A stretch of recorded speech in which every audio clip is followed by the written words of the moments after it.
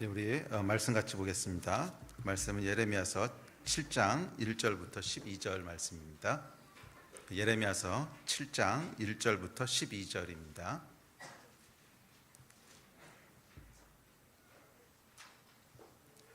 네, 우리 찾으셨으면 한 목소리로 7장 1절부터 읽겠습니다. 시작. 여호와께로부터 예레미야에게 말씀이 임하니라. 이르시되 너는 여호와의 집 문에 서서 이 말을 선포하여 이르기를 여호와께 예배하러 이 문으로 들어가는 유다 사람들아, 여호와의 말씀을 들으라. 만군의 여호와 이스라엘의 하나님께서 이와 같이 말씀하시되 너희 길과 행위를 바르게 하라. 그리하면 내가 너희로 이곳에 살게 하리라. 너희는 이것이 여호와의 성전이라 여호와의 성전이라 여호와의 성전이라 하는 거짓말을 믿지 말라. 너희가 만일 길과 행위를 참으로 바르게 하여 이웃들 사이에 정의를 행하며 이방인과 고아와 과부를 압제하지 아니하며 무죄한 자의 피를 이곳에서 흘리지 아니하며 다른 신들 뒤를 따라 화를 자초하지 아니하면 내가 너희를 이곳에 살게 하리니 곧 너희 조상에게 영원 묵은토록 준 땅이니라. 보라, 너희가 무익한 거짓말을 의존하는도다. 너희가 도둑질하며 살인하며 간음하며 거짓 맹세하며 바알에게 분향하며 너희가 알지 못하는 다른 신들을 따르면서 내 이름으로 일컬음을 받는 이 집에 들어와서 내 앞에 서서 말하기를 우리가 구원을 얻었나이다 하느냐. 이는 이 모든 가증한 일을 행하려 함이로다. 내 이름으로 일컬음을 받는 이 집이 너희 눈에는 도둑의 소굴로 보이느냐. 보라, 나 곧 내가 그것을 보았노라. 여호와의 말씀이니라.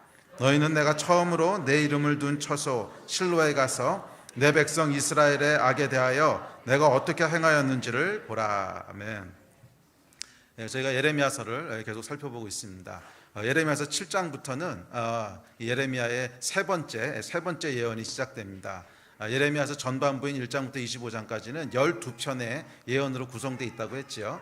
예레미야가 이 하나님으로부터 받은 그 예언의 말씀들을 이제 바룩을 통해서 기록을 하는데 기록된 것이 총 12편이 기록이 됩니다. 그래서 그 중에서 세 번째 예언의 말씀이 7장부터 10장까지 내용입니다. 그런데 이 7장부터 10장은 다른 예언들하고 조금 다른 특징을 갖고 있는데 그 특징은 뭐냐면 성전에서 했던 설교문들을 모아놓은 거예요. 그래서 다른 예언은 그냥 개인적으로 받은 것을 기록했든지 아니면 그냥 사람들에게 이렇게 개인적으로 선포했던 예언들이라면 이 예언은 성전에서 공식적으로 예레미야가 선포했던 어떤 설교문 좀 비슷한 그런 형식입니다. 그래서 다른 예언들보다 조금 공식적인 그런 이제 포맷을 띠고 있고 그렇습니다. 그래서 설교문인데 이 긴 설교문이죠. 그래서 그 7장부터 10장까지의 내용들을 살펴보면 예레미야서의 내용은 거의 대동소이합니다. 백성들의 죄에 대한 것들을 질타하고 돌아올 것들을 촉구하고 그렇지 않을 경우에 하나님이 심판하실 거라고 하는 그 말씀을 담고 있습니다. 그래서 세 번째 예언인 7장부터 10장까지도 7, 8, 9, 10장이 조금씩 다른 죄들을 이렇게 포커스해 가면서 하나씩 이제 이야기합니다. 그래서 오늘 살펴볼 7장에서는 이제 위선적인 예배라든지 뭐 이런 것들에 대한 이야기를 하고, 그다음에 10장에 가보면 우상 숭배에 대한 얘기, 또 8장에서는 이 회개하고 돌아오지 않는 완악한 마음에 대해서 뭐 이런 주제들을 조금씩 바꿔가면서 네 가지 주제들에 포커스해 가면서 예레미야가 백성들에게 하나님의 말씀을 선포하고 있습니다. 그런데 이 말씀을 뒤집어서 생각을 하면 단순한 죄에 대한 질타가 아니라 사실은 복을 얻는 방법에 대한 내용입니다. 이 질타의 내용이 무슨 내용이냐면 하나님이 너에게 주시려고 하는 복이 있는데 왜 그 복의 길을 떠나서 계속 심판받는 길로 가려고 하느냐. 돌아오라 하는 내용입니다. 그래서 이 예레미야서 강의 시작할 때 말씀드렸죠. 역 예레미야로 읽으시라고. 그래서 하나님께서 계속 우리를 심판하시고 정죄하시고 그런 내용이 아니라 이것을 거꾸로 이렇게 되지 말라고 하나님 말씀하신 거죠. 이 예레미야서를 기록하신 이유는 명확합니다. 너희도 이렇게 심판을 받아서 망할 거냐 이 얘기가 아니라 너희는 이렇게 되지 말라는 거예요. 예레미야서를 대하게 될 믿음의 후손들은 예레미야 당대처럼 하나님으로부터 징계를 받아서 망해버리는 그렇게 되지 말라는 거예요.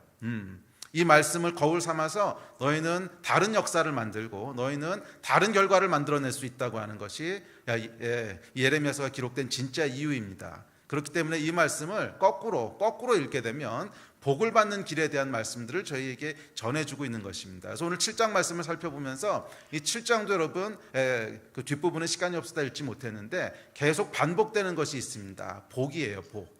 이렇게 하면 복을 받으리라, 너희가 이렇게 하면 복을 떠나리라. 계속 복에 대한 내용들이 반복이 됩니다. 그래서 7장의 내용은 사실은 크게 세 가지 주제를 다루고 있는데 7장에서 이것이 다 어떻게 하면 복을 받는가 하는 것에 대한 가이드라인입니다.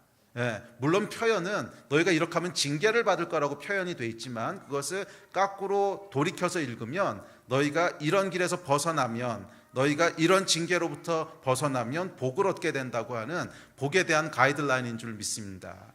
그래서 여러분들이 특별히 이 말씀을 통해서, 또 오늘 말씀을 통해서 2019년 한 해가 복을 받는 한 해가 되시기를 주의 이름으로 축복합니다. 저주는 뭐라 그랬죠? 복을 받지 못하는 걸 저주라 그랬어요. 이 교회에서 저주란 말을 사용하기가 굉장히 불편한 얘기이긴 한데, 저주는 하나님께서 갑자기 위에서부터 번개를 번쩍 치셔가지고 우리를 다 멸하시고 이런 것이 저주가 아니라, 하나님이 우리에게 주시려고 풍성하게 마련해 오신 복이 있는데 그것을 하나도 누리게 되지 못하는 것, 그것을 저주라고 합니다. 그래서 이 복과 저주에 대한 이야기로 신명기, 그리심산과 에발산에 대한 이야기 우리 새해 첫 주에 나눴지요. 그리심산은 아주 풍성한 나무가 있는 산이고, 에발산은 완전히 아무것도 없는 민둥산이에요. 그것이 상징하는 게 뭐예요? 저주는 아무것도 없는 게 저주라는 거야. 원래 풍성한 삶을 주시려고 하는데 하나도 누리지 못하고 아무것도 없게 되는 것이 저주입니다. 저는 여러분의 삶 가운데 2019년 한 해가 하나님이 주시는 많은 것들로 풍성해지는 복이 있기를 주의 이름으로 축복합니다. 그것들을 누리지 못하고 다 놓쳐버리는 그런 저주가 여러분들에게는 하나도 임하지 않게 되기를 주의 이름으로 축복하고 또 축복합니다. 자, 7장 말씀 살펴봅시다. 자, 7장 말씀 첫 번째 주제에 대해서 세 가지 주제를 얘기한다고 했죠. 세 가지 복에 대한 이야기를 하는데, 첫 번째 이렇게 얘기합니다. 3절부터 보겠습니다. 시작. 만군의 여호와 이스라엘의 하나님께서 이와 같이 말씀하시되 너희 길과 행위를 바르게 하라. 그리하면 내가 너희로 이곳에 살게 하리라. 너희는 이것이 여호와의 성전이라, 여호와의 성전이라, 여호와의 성전이라 하는 거짓말을 믿지 말라. 너희가 만일 길과 행위를 참으로 바르게 하여, 특별히 그 7장, 8장, 9장, 10장 예레미야의 세 번째 예언이 기록된 연도를 보면 609년으로 추정이 되는데, 609년이 어떤 해냐면 기원전이죠. 기원전 609년이 어떤 해냐면 요시야 왕이 무기또에서 죽던 해입니다. 그래서 가장 신뢰했던, 또 이스라엘의 아주 강력한 그런 선한 왕이었던 요시야가 어떤 영적인 분별력이 없음으로 말미암아 죽고, 그러면서 이스라엘이 큰 정치적 위기에 처하게 되는 때입니다. 그 당시에는 이제 이 강대국들이 주변에 있었죠. 밑에는 애굽이 있었고, 이 애굽한테 요시야가 죽는데 위로부터는 바벨론이 내려오고 있고, 아수르도 아직 남아 있고, 이런 커다란 강대국들 사이에서 정치적으로 군사적으로 굉장한 위기에 처하게 됩니다. 큰 위기를 처하게 되는데, 이 위기 가운데서 유다 백성들이 뭐라고 얘기했냐면, 그래도 여기 여호와의 성전이 있는데, 그래도 여기 여호와께서 머무시는 거룩한 성전이 있는데 우리에게 뭔 일이 있겠어? 여호와의 성전이라, 여호와의 성전이라, 여호와의 성전이라. 여호와의 성전이 있는데 그렇다고 무슨 일이 있겠어? 여기 하나님의 성전이 계시고 우리가 계속 여기서 제사를 드리고 있는데 설마 이게 무너지겠어? 뭐 이런. 그런데 그것에 대해서 예레미야가 뭐라 그러냐면, 여호와의 성전이라, 여호와의 성전이라, 여호와의 성전이라 하는 거짓말을 믿지 말래요. 설마 무너지겠어? 무너질 수 있다는 거예요. 그 믿지 말라고 하는 이 질타로부터 시작합니다. 그런데 이 여호와의 성전이라, 여호와의 성전이라, 여호와의 성전이라 하는 이 말씀은 다른 번역본인 탈굽역이라고 하는 번역본에 보면 이렇게, 이건 사실 번역이라고보다 해석해 놓은 거에 가까운데 이렇게 번역하고 있습니다. 너희는 여호와의 전에서 경배할지어다. 너희는 여호와의 전에서 제사할지어다. 너희는 여호와의 전에서 찬양할지어다. 그리고 1년에 3번 그 앞에 나올지어다 라고 말하는 거짓 선지자들의 말을 믿지 말라. 이렇게 번역돼 있어요. 또 3절 후반부는 벌게이트 번역본에 보면 그리하면 내가 이곳 성전에서 너희와 함께 거할 것이다, 이렇게 번역되어 있습니다. 그러니까 여러분, 이것이 무슨 의미인지가 명확하지요. 그냥 우리 한국말로 번역된 거 보면 이게 뭐야? 조금 헷갈릴 수 있는데 다른 번역본들을 참고해 보면 이 의미가 무엇인지 명확합니다. 그러니까 유대인들이 뭐라 그랬냐면 여호와의 성전에서 경배하고 찬양하고 제사하고 1년에 3번씩 꼬박꼬박 하나님 앞에 나오면 안전할 거라고 그랬다는 거예요. 예, 그 제사가 계속 드려지고 있는 한 절대로 성전은 무너지지 않을 거고 이스라엘은 절대로 외세의 침략으로 망하지 않을 거고 안전할 거다라고 얘기하는 거짓 선지자들의 거짓말이 있었다는 거예요. 예. 예. 근데 그리하면 뭐라고 사람들이 믿었냐면 이 성전에 우리가 계속 제사를 드리고 있으면 이 성전에 하나님이 함께 하실 거라고 믿었어요. 그 얘기는 절대로 망하지 않고 무너지지 않을 거라고 믿었다는 거예요. 그런데 거기에 대해서 예레미야가 뭐라 그러냐면 거짓말이라 그래요. 거짓말. 그 거짓말을 믿지 말라는 거예요. 여호와의 성전인데 설마 무너지겠어? 무너질 수 있다는 거예요. 형식적인 종교 행위와 맹신적인 믿음이 너희를 구원하지 못한다는 거예요. 그러면 어떻게 해야 구원을 받는다는 거예요? 길과 행위를 바르게 하라는 거예요. 네, 종교 의식이나 맹목적인 믿음이 우리를 구원하는 것이 아니라 우리를 복에 이르게 하는 열쇠는 종교적인 의식이나 종교적인 열심이나 아니면 아무 생각 없는 맹신이나 믿습니다 세게 한다고 해서 우리가 구원을 받게 되는 것도 아니고 하나님의 복에 이르게 되는 것도 아니라는 거예요. 이게 거짓말이라는 거예요. 그러면 어떻게 해야 우리가 하나님의 구원을 받고 어떻게 해야 하나님의 복을 누리게 된다는 거예요? 길과 행위를 바르게 하라는 거예요. 길과 행위를 바르게 하라는 거예요. 3절 말씀입니다. 우리 다시 한번 읽을까요? 시작. 너희 길과 행위를 바르게 하라. 그리하면 내가 너희로 이곳에 살게 하리라. 자, 이곳에 살게 하리라고 하는 표현은 무슨 표현인지 아시겠죠? 예, 이 적군이 들어와서 너희를 다 멸망시켜서 너희를 포로로 잡아가지 않고 너희가 안전할 거다, 이런 뜻입니다. 너희가 이곳에 살게 하리라 또는 이곳에 계속 살리라, 이 말씀은 너희가 안전하게 보호되리라, 내가 너희에게 복을 주리라, 이런 의미예요. 그 당시에 적군이 들어와서 이제 나중에 실제로 그렇게 됐죠. 바벨론이 쳐들어와서 점령하고 이 사람들을 다 포로로 끌고 갔잖아. 더 이상 거기서 살 수 없게 됐죠. 그것을 두려워하고 있었는데 그렇게 되지 않을 거라고 하는 약속이에요. 너희가 복을 받을 거라고 하는 약속인데 어떻게 하면 너희가 복을 받게 된다는 거예요? 어떻게 하면 너희가 안전하다는 거예요? 길과 행위를 바르게 하라는 거예요. 여호와의 성전이라 여호와의 성전이라 여호와의 성전이라, 이거 가지고 너희가 안전한 게 아니라는 거예요. 여호와께 찬양하라, 여호와께 경배하라, 여호와께 제사하라, 1년에 3번씩 여호와 앞에 나올지어다, 이것 가지고 너희가 안전하게 보호되는 게 아니라는 거예요. 너희가 복을 누리는 것은 그런 여호와께 경배하라, 여호와께 제사해라, 여호와께 찬양해라, 뭐 여호와께 3번 나와라, 이것이 아니라 너희의 길과 행위를 바르게 하라는 거예요. 그랬을 때 너희가 복을 받게 된다는 거예요. 기억하십시오, 여러분. 올해 초부터 계속 반복해서 주어지는 말씀인데 복과 저주를 가르는 것은 종교 의식이나 맹목적인 믿음이 아닙니다. 그 내용이 없는 껍데기뿐인 신앙적인 어떤 외형적인 모습들, 또는 율법적인 열심들, 그것 핵심은 뭐라 그랬어요? 우리 지난주에 살펴봤죠. 마음의 불은 다 꺼졌는데 그냥 껍데기만 남아서 우리의 혼과 육을 구속하는, 그게 율법이라 그랬죠. 우리 마음은 다 꺼졌는데 혼과 육만 남아서, 우리 마음을 껍데기만 남아서 우리를 그냥 귀찮아 죽겠는데 이거 가긴 해야 되겠는데 안 가면 불안하고, 뭐 이런 종교 의식들이 아니라는 거예요. 또 아무 생각 없는 믿습니다 가지고 구원받는 것도 아니고, 그렇게 해서 우리가 복을 누리게 되는 게 아니라는 거예요. 복과 저주를 가르는 기준은 뭐라 그랬어요? 우리 다시 한번 복습합시다. 복과 저주를 나누는 기준은 길과 행위라는 거예요. 너희의 길과 행위라는 거예요. 우리 올해 초에 첫 번째 설교에서 살펴봤죠. 복과 저주를 무엇에다 비유하셨어요? 산에다 비유하셨어요.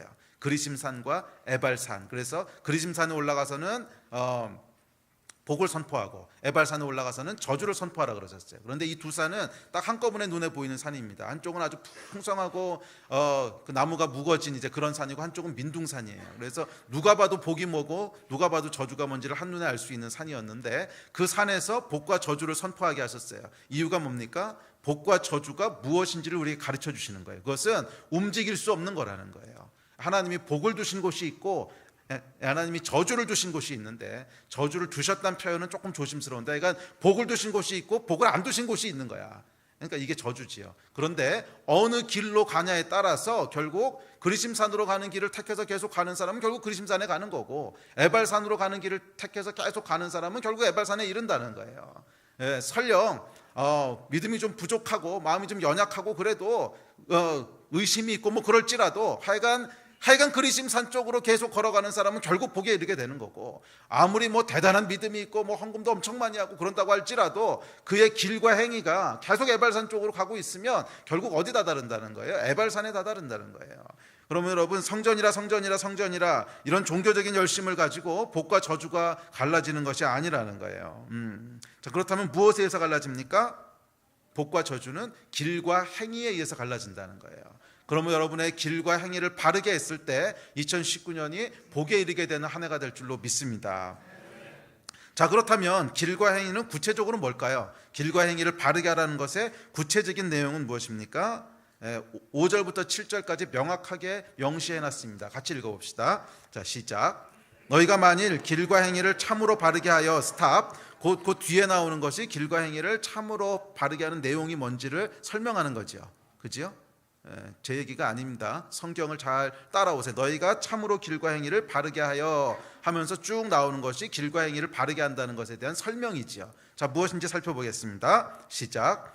이웃들 사이에 정의를 행하며 이방인과 고아와 과부를 압제하지 아니하며 무죄한 자의 피를 이곳에서 흘리지 아니하며 다른 신들 뒤를 따라 화를 자초하지 아니하면 내가 너희를 이곳에 살게 하리니 곧 너희 조상에게 영원 무궁토록 준 땅이니라. 이 길과 행위를 바르게 한다는 것은 아주 구체적인 실천적인 모습이라는 거예요. 길과 행위를 바르게 한다고 하는 것은 우리 안에서 일어나는 추상적인 어떤 변화들이 아니라는 거예요.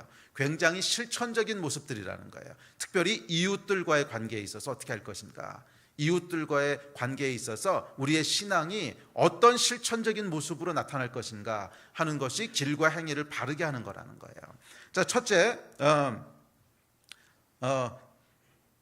이 길과 행위를 바르게 하는 거에서 처음에 뭐라 그러죠? 이웃들 사이에 정의를 행하래요. 이웃들 사이에 정의를 행하는 것이 길과 행위를 바르게 하는 것입니다. 정의를 행한다는 게 뭐예요? 이웃에게 적어도 거짓말하지 말고 속이지 말고, 또 고용 주는 직원들이 있으면 월급 정당하게 주고, 또 사회적 합의인 법과 질서를 충실하게 지키고 뒤에서 꼼수 부리지 않고 이웃들을 정직과 공평으로 대하는 것, 이게 여러분 이웃에게 정의를 행하는 거 아니겠습니까? 아주 구체적이고 실천적인 거예요. 이웃에게 정직하게 대하고, 또 이웃을 속이지 않고, 또 내가 줘야 될 것이 있으면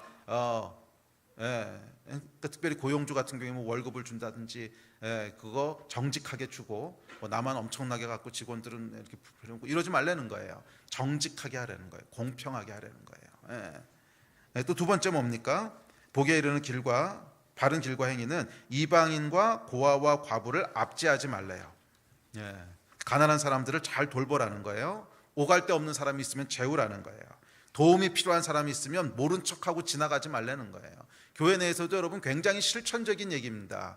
교회 내에서 우리 셀에서, 또 우리 셀이 아니라도 교회 내에 굉장히 재정적으로 어려운 사람이 있다. 그러면 여러분 그냥 지나치지 말라는 거예요. 물론 뭐 나한테 정말로 도울 만한 그런 여유가 없어서 못하는 거야 뭐 모르겠지만, 나한테 여유가 조금 있으면 절대 그냥 지나치지 말라는 거예요. 도움이 필요한 사람이 있으면 도우라는 거예요. 고아와 과부를 그냥 냅두지 말라는 거예요. 아시겠습니까? 모른 척 지나가지 않는 거예요. 힘이 없다고 무시하거나 착취하지 않는 거예요. 모든 사람에게, 특히 힘이 없는 사람에게 친절하게 대하는 거예요. 여러분 굉장히 중요합니다. 이 한국 사회는 이 한국 사회는 사실 정말 계급 사회예요. 진짜 계급 사회예요. 그 사람의 어떤 사회적 지위나 재정적 능력에 따라서 딱 클래스를 나누고 거기에 따라서 하대하기도 하고 멸시하기도 하고, 뭐 돈이 많으면 존경하기도 합니다. 그렇게 하지 말라는 거예요. 그것은 성경적인 원리가 아니라는 거예요. 뭐 세상에서는 어떤 지위에 있든 직업이 뭐든 돈을 얼마나 벌든 상관없이 모든 사람을 긍휼의 마음으로 대하고, 모든 사람을 정직하게 대하라, 친절하게 대하고 무시하지 않고, 특히 도움이 필요한 이웃은 후히 대하고 인색하게 하지 않는 것입니다. 어떤 사람을 대하든지 간에 긍휼의 마음으로 진심으로 대하라는 거예요. 이 실천적인 행위가 복에 이르는 길과 행위라는 거예요. 또 특별히 지금 시대적으로는 난민을 돕는 것, 저는 이것은 굉장히 복받는 길이라고 믿습니다. 이제 그렇지 않겠어요? 이 고아와 과부가 한두 명도 아니고 2017년 12월 통계에 보면 6,530만 명이에요, 난민이. 지금 중동에 있는 난민만 6,530만 명. 엄청난, 대한민국 인구의 이제 버금가는 엄청난 인구가 고아와 과부로 이방인으로 이제 퍼져 있습니다. 그들을 돕는 것은 여러분 굉장히 하나님 기뻐하시는 일 아니겠어요? 거기에는 분명히 복이 있습니다. 저는 거기에 대한 믿음이 있어요. 우리가 이 일을 할 때 우리 위에 하나님이 복을 주실 거예요. 안 믿으시나 보네. 우리 위에 복을 주실 겁니다. 아멘 한 사람만 복 받을 거예요. 고아와 과부를 압제하지 말고 이방인을 잘 대접하라고 하셨어요. 이것이 이 실천적인 어떤 액션, 실천적인 행위가 길과 행위를 바르게 하는 것입니다. 또 셋째, 무죄한 자의 피를 흘리지 않게 하래요. 상대를 억울하게 하지 말라는 거예요. 상대를 억울하게 하지 말라는 거예요. 이것은 여러분 주차장에서 다른 사람 차 막지 않는 것부터 시작을 해서요. 이게 별거 아닌 것 같지만 여러분 주차장에서 다른 사람 차를 막아놓고 나 몰라라 하고 자리를 뜨시는 분 저주를 받게 됩니다. 이렇게 하면 이게 복에 이르는 길이 아니라는 거예요. 왜냐하면 사람을 억울하게 하잖아요. 사람을 분노가 올라오게 하잖아. 안 그래요? 제가 이거 당해본 적이 있거든요. 당해본 적이 있어요. 이게 차를 저는 정확하게 주차장에다 세웠거든요. 정확하게 세웠는데 상가 주차장에 세웠는데 그 앞에 이렇게 다른 차가 막고 세우고 간 거예요. 그래서 이제 집에 가야 되는데 앞에 세운 거예요. 그래서 전화를 걸었더니 자기 지금 점심 먹으러 가서 빼줄 수가 없다는 거야. 그러면서 막 화를 내는 거예요. 막 화를 내면서 내가 당신 차 빼주려고 계속 기다리고 있어야 되냐고. 제가 너무 어이가 없어서 아니 내 차가 당신 차를 막은 게 아니고 당신이 지금 불법 주차해서 내 차를 막고 가셨는데 저한테 화를 내시면 어떡합니까? 그랬더니 막 화를 내시면서 안 돼요 막 그러고 끊어버리는 거예요. 그러면서 뭐 이제 밥 먹고 돌아오면 1시간 정도 걸릴 테니까 그때 와서 찾아가래요. 그럼 나는 겨울에 1시간을 거기서 부들부들 떨면서 뭐 하고 있으라는 얘기예요. 이런 게 여러분 복을 받을까요? 저주를 받을까요? 목사가 이런 거 저주하면 안 되는데 저는 그분이 복 받기를 진심으로 축복합니다. 그런데 진심으로 축복해요. 그런데 여러분은 그렇게 하시면 안 됩니다. 이거는 믿는 자들이 복 받는 길이 아니라는 거예요. 왜? 상대를 억울하게 하잖아요. 얼마나 억울하겠어요. 내가 지금 불법으로 세운 게 아닌데 나는 딱 정확하게 파킹랏에 세웠고 내 앞을 불법으로 막은 건데 이런 작은 것부터 시작해서 다른 사람을 모함하거나 사기치거나 큰 손해를 끼치게 하거나 하는 큰 일까지 그 상대를 억울하게 하지 말라는 거예요. 무죄한 자의 피를 흘리지 말라는 거예요. 이것은 여러분 에발산에 이르는 길이에요. 그러면 여러분들이 복을 받기 원하신다면 이웃에 대한 세심한 배려를 하십시오. 사실 많은 경우 우리가 억울하게 하는 것도요 모르는 사이에 억울하게 해요. 나는 그냥 생각 없이 했는데 저 사람은 굉장히 억울하게 되거든. 그래서 여러분 이 말씀을 조금 더 확대해서 해석을 하면 세심하게 배려하라는 거예요. 내 이웃을 세심하게 배려하라는 거예요. 억울하지 않도록. 또 복에 이르는 바른 길과 행위에 대해서 9절에서 계속 이어서 이렇게 얘기합니다. 9절 말씀 읽습니다. 시작. 너희가 도둑질하며 살인하며 간음하며 거짓 맹세하며 바알에게 분향하며 너희가 알지 못하는 다른 신들을 따르면서 도둑질하지 말고 살인하지 말고 간음하지 말고 거짓 맹세하지 말고 여러분 이게 무슨 말씀이죠? 십계명에 나온 얘기들이죠. 그리고 우상 숭배하지 말라고 십계명에 나온 말씀들입니다. 오직 하나님만 섬기라는 거예요. 자, 여러분 이 모든 길과 행위에 대한 말씀들은 굉장히 실천적인 말씀들이죠. 굉장히 실천적인 말씀들이에요. 그러니까 우리 안에 일어나는 추상적인 변화들이 아니라는 거예요. 내 마음에 의심이 조금 있고 확신이 있고 의심이 있고 확신이 있고 이 확신을 조금 더 강화해야 되는데 의심아 떠나가라 확신아 커져라 이런 게 아니라는 거예요. 이게 길과 행위를 바르게 하는 게 아니라는 거예요. 오늘날 이 서구권에서 또 특별히 한국에서 우리가 믿음이라고 했을 때 너무나 이 믿음이 추상적인 게 돼버렸어요. 너무나 믿음이 내면적이고 추상적이고 그런데 여러분 아닙니다. 성경에서 얘기하는 진짜 믿음의 특징은 굉장히 실천적인 거예요. 굉장히 실천적인 거예요. 우리 안에 진짜로 믿음이 있으면 실천적인 것들이 나온다는 거예요. 그리고 이 실천적인 믿음이 그러니까 우리의 믿음이 삶으로 실천됐을 때 그게 복에 이르게 하는 길이 되는 것이지 아무리 우리 안에 뭐 큰 믿음이 있고 산을 움직일 만한 믿음이 있어도 그것이 실천적으로 행해지지 않으면 그것은 복에 이르는 길하고는 상관없다는 거예요. 그 이야기가 여러분 야고보서 말씀이잖아요. 행함이 없는 믿음은 죽은 거라고 그랬잖아요. 아무 소용이 없다는 거야. 우리 안에 아무리 확신이 있고 아무리 큰 열정이 있고 아무리 뭐가 있어도 이것이 실천적인 행위로 행해지지 않으면 그것은 복에 이르는 길이 아니라는 거예요. 복에 이르는 길은 여러분, 우리 안에 있는 믿음이 실천적으로 행해질 때 그것이 길과 행위가 되는 것입니다. 우리를 여러분 여호와의 복으로 그리심산으로 인도하는 것은 단순히 우리 내면에만 그쳐있는 믿음이 아니에요.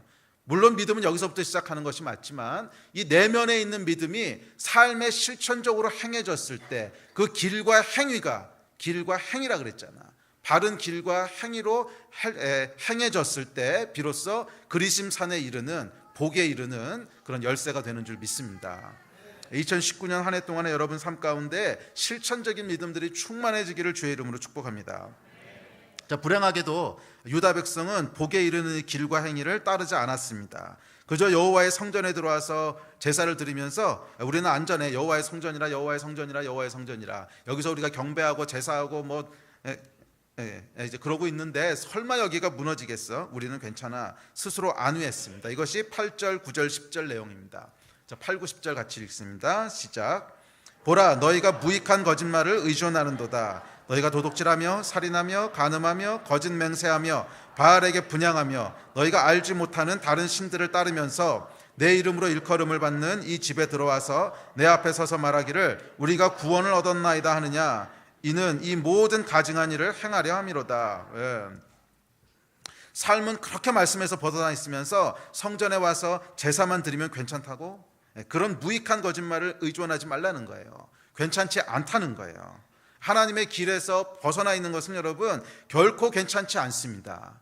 우리의 삶과 선택이 그리심산으로 가는 길에서 벗어나 있다면 그것은 결코 괜찮지 않습니다. It's not okay. 유다 백성들은 그렇게 길과 행위를 계속 에발산 쪽으로 맞추고 있으면서도 It's okay, It's okay, 괜찮아 하고 있었다는 거야. 무익한 거짓말에 속고 있었다는 거야. 여러분, 우리는 이 거짓말에 속지 말아야 됩니다. 거짓말에 속지 않게 되기를 주의 이름으로 축복합니다. 만약 여러분의 삶의 길과 행위가 그리심산이 아니라 에발산 쪽으로 맞춰져 있다면, 그리심산에서 벗어나 있다면 괜찮지 않다는 거예요. 괜찮지 않다는 거야. 긴장해야 된다는 거예요. 왜? 그 길로 계속 가게 되면 결국 뭐가 온다는 거예요? 저주가 온다는 거야. 그 길로 계속 가게 되면 결국 저주에 이르게 된다는 거예요. 그 길로 계속 가게 되면 결국 아무 열매도 없다는 거야. 삶에 아무 열매도 맺지 못하고 삶에 아무런 풍성함도 주어지지 않을 거라는 거예요. 그러니까 괜찮지 않다는 거야. 괜찮지 않다는 거야. 그러면 여러분, 종교 의식이나 우리 안에 있는 추상적인 믿음이 나를 지켜줄 거라고 생각하지 마십시오. 만약에 우리의 삶과 우리의 길과 행위가 아까 얘기했던 실천적인 그 믿음 가운데 있지 않다면, 내 이웃을 향해서 그리고 하나님을 향해서 구체적으로 실천되고 있는 그 믿음 가운데 있지 않다면 It's not okay. It's not okay. 그걸로 계속 가게 되면 결국 여러분의 삶은 에발산에 이르게 된다는 거예요.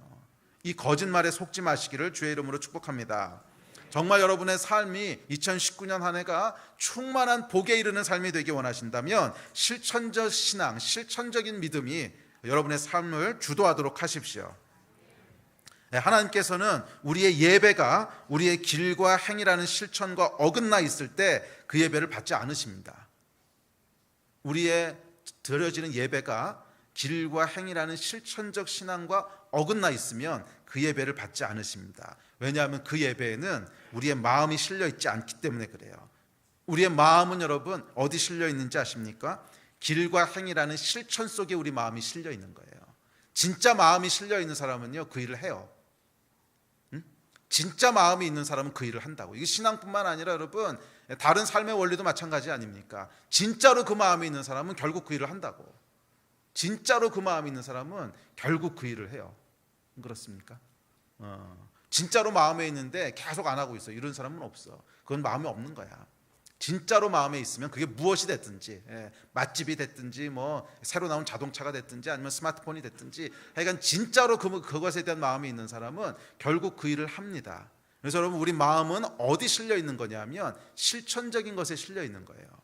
우리가 하나님의 말씀을 진짜로 경외한다면, 하나님을 진짜로 경외한다면 실천적인 일을 하게 돼 있다는 거예요. 그 마음은 거기 실려 있기 때문에 하나님께서는 실천적인 이 길과 행위가 없는 예배는 받지 않으신다는 거예요. 왜? 마음이 실려 있지 않다는 거야. 그 안에는 너의 마음이 실려 있지 않다는 거야. 2019년 여러분 복에 이르는 해가 되시기를 주의 이름으로 축복합니다. 그리고 그렇게 되려면 구체적인 삶의 실천들이 여러분의 예배가 되기를 다시 한번 축복합니다. 자, 예레미야가 두 번째로 언급하는 복은 여호와의 이름에 대한 것입니다. 10절 11절 같이 봅시다.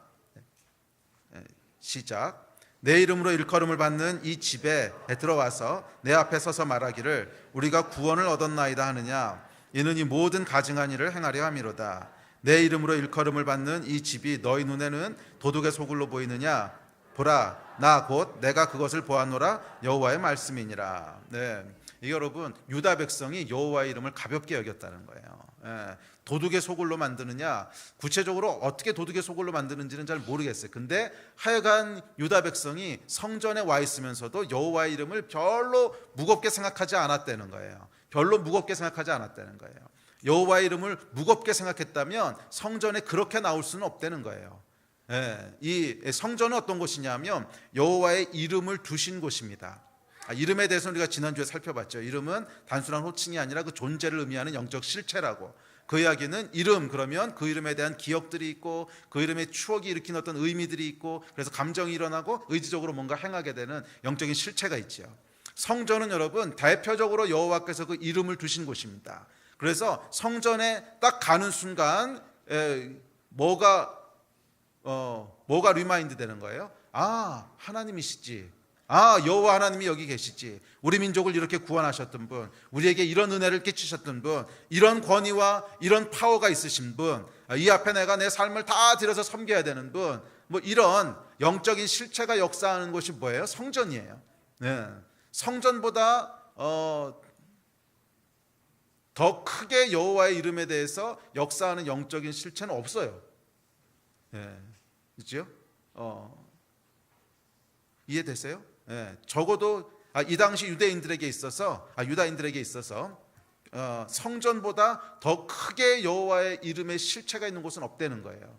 그냥 지나다니면서 뭐 여호와라고 얘기한다든지 아니면 여기다 한번 실궤하고 다닌다든지 이런 것보다 성전은 비교할 수 없는 여호와의 이름의 실체가 있는 곳이었어요. 뭐 다른 것에 뭐 수천 배 수만 배에 달하는 그런 여호와의 이름에 대한, 거기 가는 순간 왜 왔어? 여기를 여호와 때문에 온 거지. 왜 왔어? 여호와께서 임재하시는 곳이기 때문에 온 거지. 우리의 죄를 제사를 통해서 하나님 앞에 사함받기 위해서 온 거지. 성소가 있고 지성소가 있고 그 안에 이제 언약궤가 있는 이 성전보다 더 여호와의 이름의 실체가 강력한 곳은 없어요. 그런데 이곳에 와서조차 여호와의 이름에 대해서 별로 무겁게 생각하지 않는다는 거야. 성전을 도둑의 소굴로 만들어 버렸어. 이 내용이 정확히 뭔지는 모르겠지만 아마 대충 이런 걸 거예요. 이 사람들이 뭔가 이건 그 삶은 개판으로 살아. 삶은 여호와의 말씀이랑 아무 상관없이 이웃을 압제하고 도둑질하고 사기치고 거짓말하고 마음대로 살다가 우상 숭배하고 바알 숭배하고, 실제로 8장에 가보면 인신 제사를 드립니다. 인신 제사를 드리거든요. 그러니까 자기 아이를, 가장 사랑하는 아이를 불에 태워서 바알에게 제물로 드려요. 인신제사 드린 장면이 나옵니다. 8장에 가면. 하여간 이런 진짜 여호와께서 가장 가증하게 여기신 일을 다 하면서 성전에는 또 나와. 그래서 제사를 드려. 왜? 양심을 해소해야 되니까. 부담감을 해소해야 되니까. 그래서 들어와서 싹 부담감을 해소하고 또 나가서 열심히 죄 짓고, 또 죄 지면 여기 와가지고서 싹 부담감을 해소하고 또 나가서 열심히 죄 짓고. 그 당시에 사람들이 했던 모습입니다. 그래서 도둑의 소굴로 만드느냐 이렇게 질타하셨던 건데, 사실 여러분 참 두려운 것이 그 당시에만 그랬냐는 거예요. 그 당시에만 그랬냐는 거예요. 오늘날 여러분 세상이 기독교인들에 대해서 가장 불만을 갖고 있는 게 뭔지 아시죠? 가장 불만을 갖고 있는 것. 너희는 아무렇게나 살아도 가서 은혜로 죄만 용서받으면 아무 문제 없다 그러잖아. 이게 여러분 기독교인을 향해서 가지고 있는 세상의 가장 큰 불만입니다. 그래서 몇 년 전에 무슨 영화도 하나 나왔었죠. 무슨 떠들썩하게 이거 주제로 한 영화가 있었는데, 뭐예요? 미량?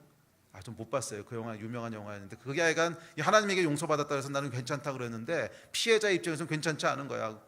왜 나한테 용서받을 생각 안 하고 하나님한테 용서받느냐고. 그게 주제였는데, 하여간 이게 여러분 세상이 오늘날 기독교에 대해서 가지고 있는 가장 큰 불만입니다. 그리고 사실은 하나님도 우리에 대해서 가지고 계신 가장 큰 불만이에요. 똑같이 말씀하시잖아요. 성전에 와서는 죄책감만 싹 씻어내고 가서는 또 마음대로 살고, 또 성전에 와서는 죄책감만 싹 씻어내고 또 가서는 마음대로 살고, 절대로 복에 이르는 길이 아니라는 거예요. 괜찮지 않다는 거야. 시간이 없어 오늘 뒷부분 전부 읽지는 않았지만 13절부터 이어지는 말씀을 보면 실로에 원래 하나님의 그 처음 성막이 있던 곳이지요. 거기를 어떻게 하나님이 초토화시켰는지 보라고.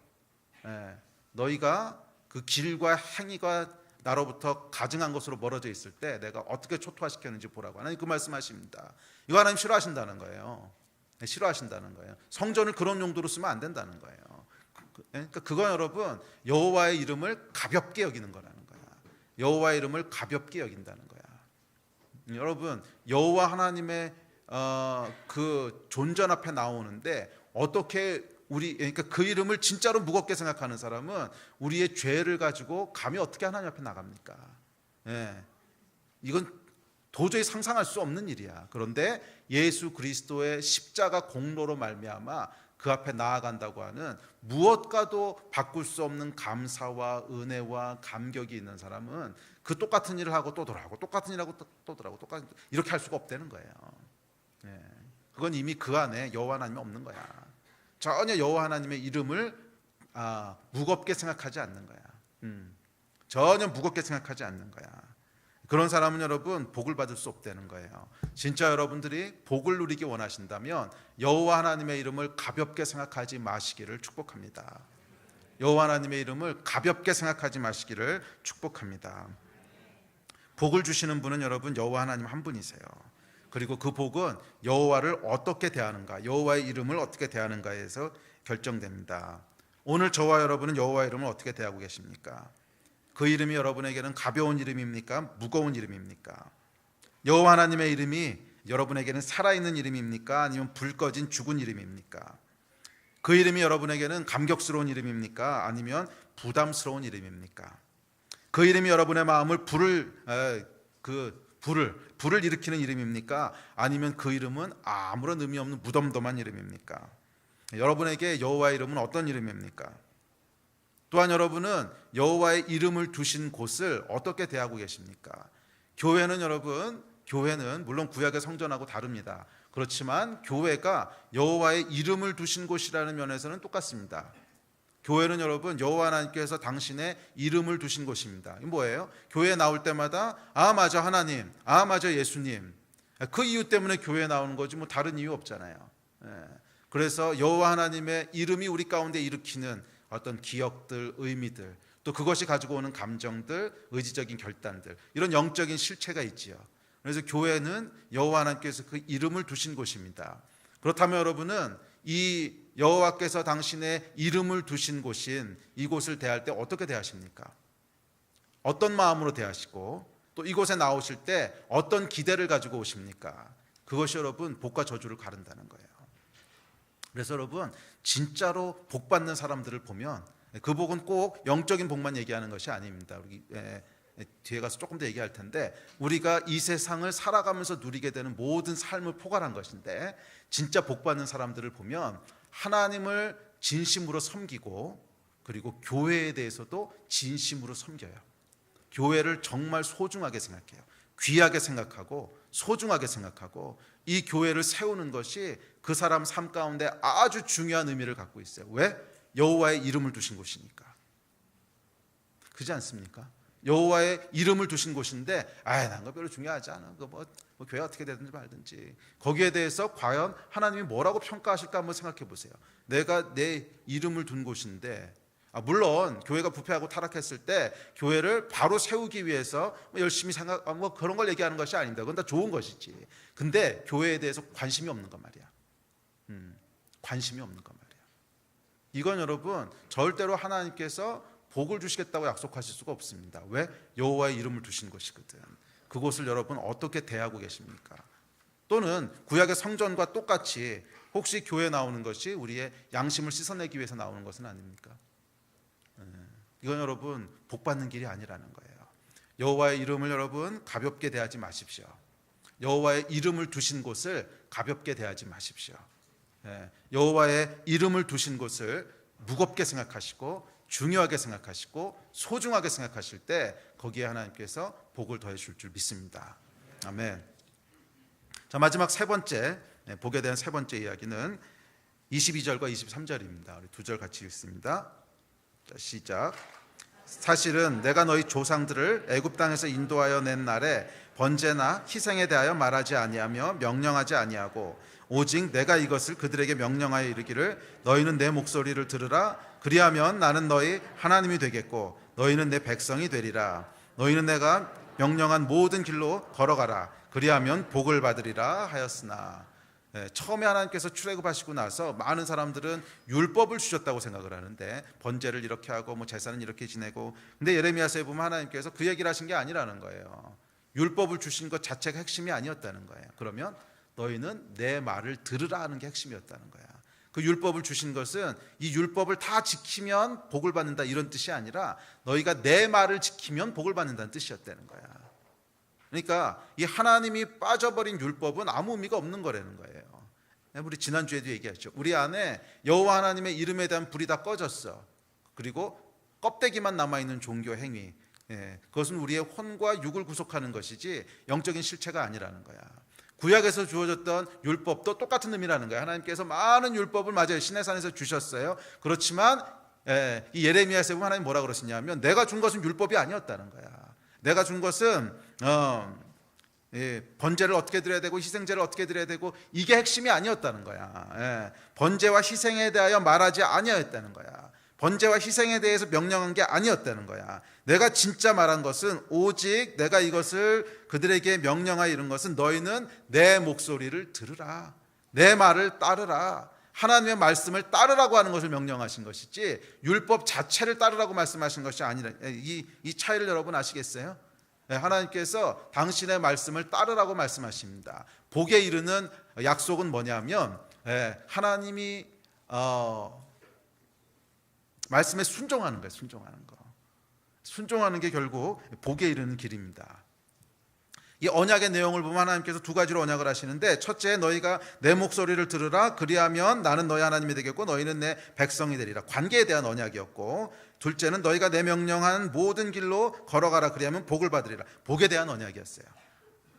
이 출애굽 때부터 시작해서 모든 하나님의 백성과 맺으신 언약은 동일하게 이 두 가지 내용을 포함하고 있습니다. 첫째는 관계에 대한 언약이에요. 나는 너의 하나님이 될 것이고 너는 나의 백성이 될 것이다 하는 관계에 대한 언약이고, 두 번째는 이렇게 하면 너희가 복을 받을 것이다. 복에 대한 언약이었습니다. 이 하나님과의 관계가 우리의 영원한 운명을 좌지우지하는 구원에 대한 약속이라면, 복은 여러분 이 땅에서 누리는 풍성한 삶에 대한 약속입니다.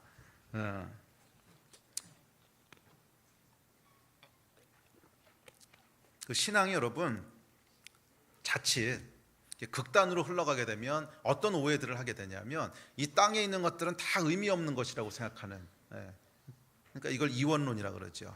땅에 있는 것들은 다 의미 없는 것으로 생각하고 오직 하나님 영적인 것 이것만 생각하게 되는 이 극단에 빠지게 되는 오류들이 있는데, 그렇지 않다는 거예요. 잘 생각해 보십시오. 태초에 하나님께서 천지를 창조하실 때 아무것도 없는 끝없는 그냥 끝없는 광야, 아무것도 없는 사막 같은 곳에 딱 아담과 하와를 지어 놓으시고 너는 내 얼굴만 바라봐 만족이 있을 거야 이렇게 보시고 영원한 시간을 보내시지 않으셨어요. 그럼 뭐 하셨어요? 과일들도 만드시고 또 맛있는 토마토도 만드시고. 왜? 맛있게 먹으라고. 또 각종 짐승들도 만드시고 개도 만드시고 고양이도 만드시고. 왜?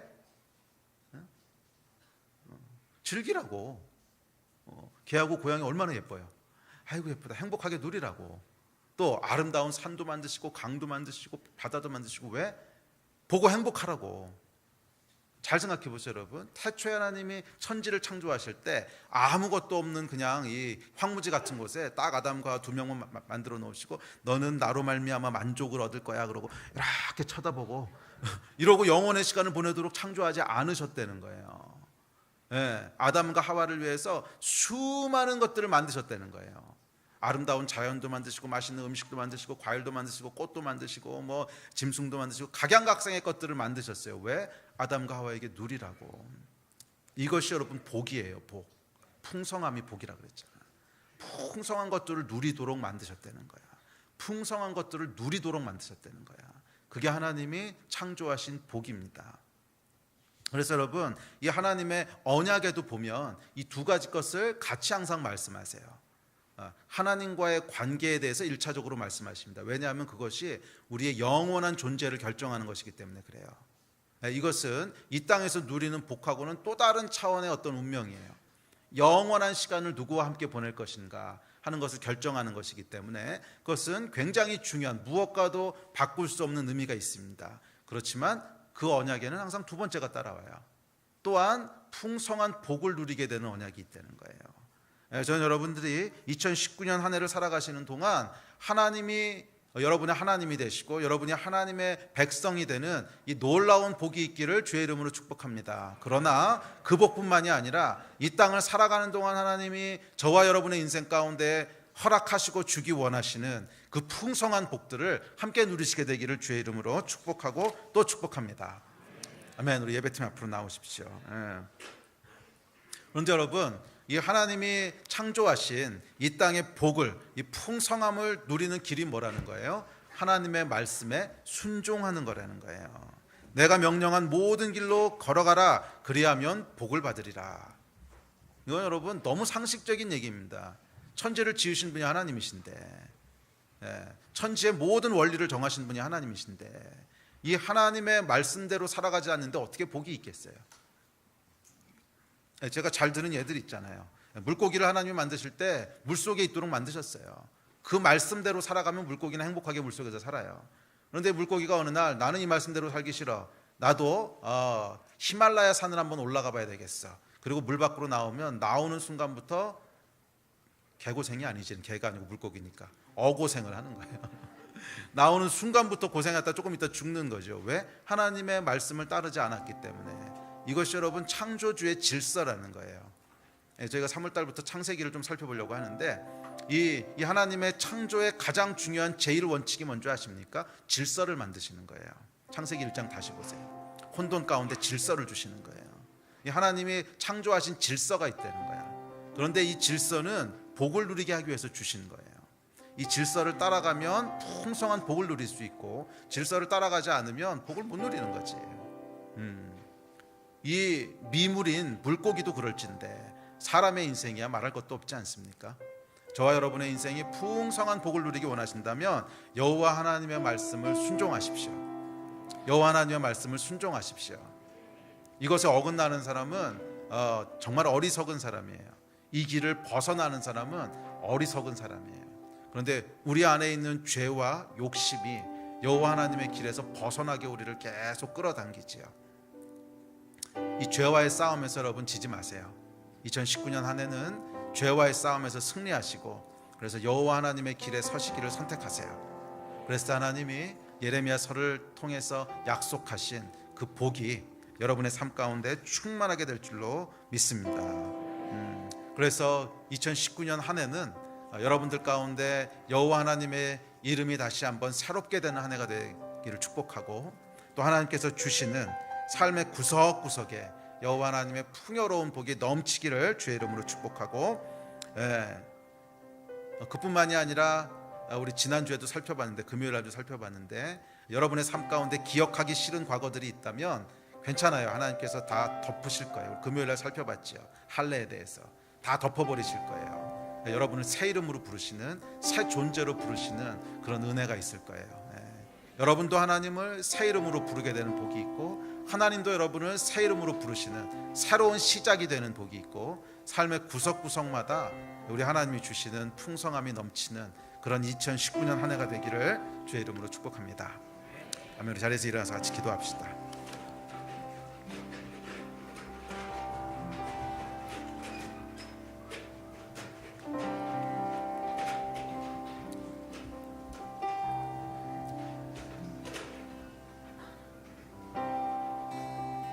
사실은 세 가지로 나눠서 예레미야가 설명을 했지만 이 세 가지 말씀은 결국 하나로 요약되어집니다. 무슨 말이죠? 길과 행위를 바르게 하라는 거예요. 여호와 하나님을 경외하라.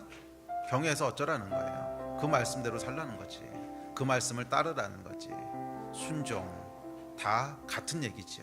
우리 안에 길과 행위를 바르게 하라는 거예요. 그런데 단순히 억지로 율법적으로 길과 행위만을 바르게 하는 것이 아니라 여호와의 이름에 대한 경외함으로 우리 마음의 중심으로부터 하나님을 경외하고 기뻐하고 즐거워하는 이 마음의 회복으로부터 시작해서 실천적인 신앙으로 길과 행위를 바르게 하는, 이웃을 대할 때 어떻게 대할 것인가 하는 실천적인 신앙으로 흘러가는, 이것이 여러분 복에 이르는 길인 줄 믿습니다. 우리 함께 기도할 때 하나님, 2019년 한 해가 복에 이르는 한 해가 되기를 소원합니다. 길과 행위를 바르게 하는 한 해가 되게 하시고 여호와의 이름을 새롭게 부르는 한 해가 되게 하시고 주 안에서 우리도 새로운 존재가 되는 한 해가 되게 하시고, 그래서 우리의 예배가 정말 하나님 앞에 마음의 중심을 실어드리는 그런 예배가 될 수 있도록 하나님 축복하여 주십시오. 우리 이 마음 가지고 함께 한 2, 3분 정도 합심해서 기도하시겠습니다. 기도하십시다.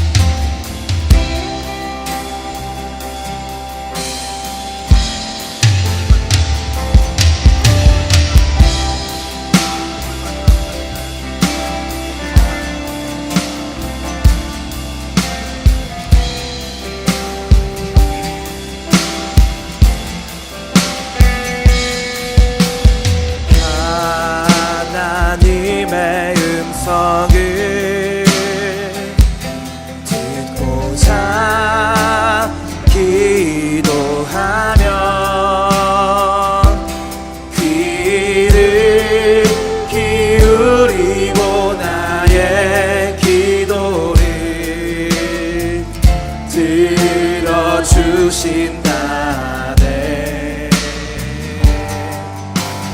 깊은 웅덩이와 수렁에서 끌어주시고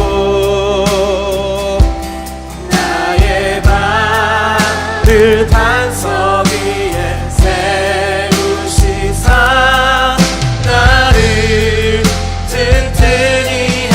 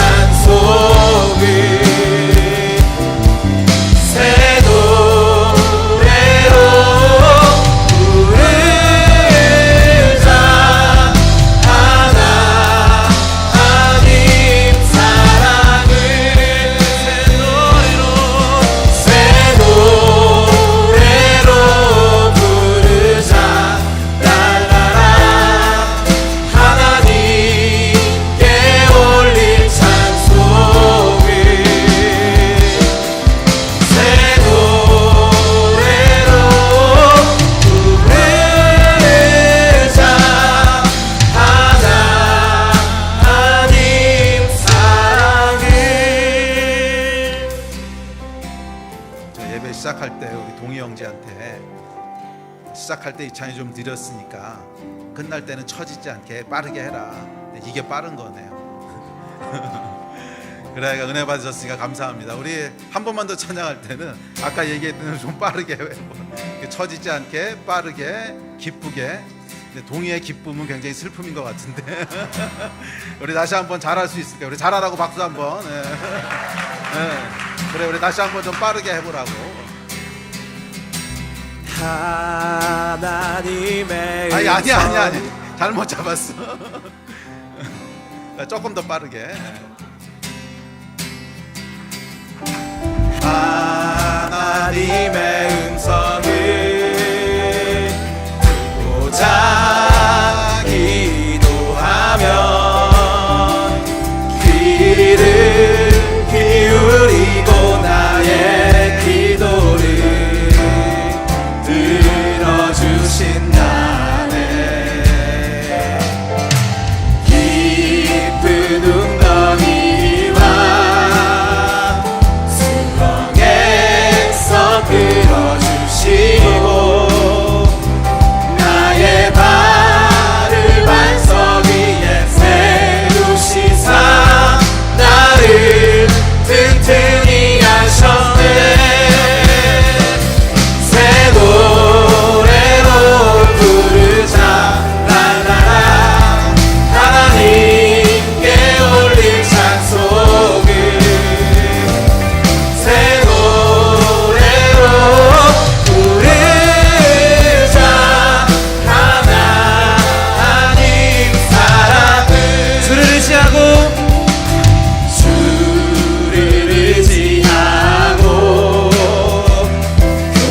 교만하지 않으며 거짓에 치우치지 아니하며 복이 있으리라. 복이 있으리라. 여호와 나의 주는 신권능의 주라. 그의 크신 권능으로 우리들을 사랑하여 주시네. 새 노래로 부르자 랄라라. 하나님께 올릴 찬송을 새 노래로 부르자. 하나님 사랑을 새 노래로 부르자 랄라라. 하나님께 올릴 찬송을 새 노래로 부르자. 하나님 사랑을. 아멘, 아멘. 기도합시다. 하나님, 2019년 한 해가 여호와의 새 이름을 부르는 한 해가 되게 하시고 하나님께서 또 우리의 새로운 이름을 부르신 한 해가 되게 하여 주십시오. 저희가 이전에 누렸던 그 신앙이 아니라 새로운, 주님 안에서 새로운 이름을 부르게 되고 새로운 예배를 드리게 되는 그런 2019년 한 해가 되기를 간절히 소원합니다. 우리 여호와께서 우리에게 마련해 놓으신 복의 복을 누리게 된 한 해가 되기를 소원합니다. 주님, 모두 다 그리심산에 이르는 여정이 되게 하여 주시고 에발산에 이르는 사람이 한 사람도 없게 되기를 주의 이름으로 다시 한번 축복합니다. 감사합니다. 2019년 한 해 동안 주님과 동행할 그 일들을 저희가 기대합니다. 주 예수 그리스도의 이름으로 감사하며 기도했습니다. 아멘, 아멘.